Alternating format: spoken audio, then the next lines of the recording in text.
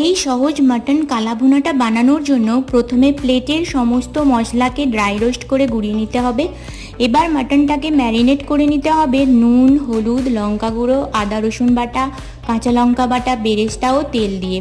তারপর ওই মাটনটা একটা পাত্রে নিয়ে কষাতে হবে। যখন মাটন থেকে জল ছেড়ে দেবে তখন মাটনটা প্রেসার কুকারে দিয়ে 5 থেকে 6টা সিটি দিয়ে 80% কুক করে নিতে হবে।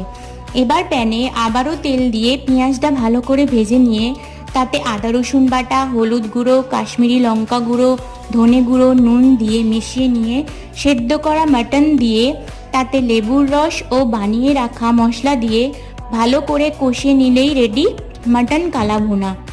এখানে আমি বেরেস্তা দিয়ে পরিবেশন করেছিলাম। মাটনটা খুবই সফট হয়েছিল, খেতে ফাটাফাটি হয়েছিল। ভালো লাগলে একটা লাইক করে দিও, চ্যানেলটা সাবস্ক্রাইব করে দিও। দেখা হবে নেক্সট ভিডিওতে।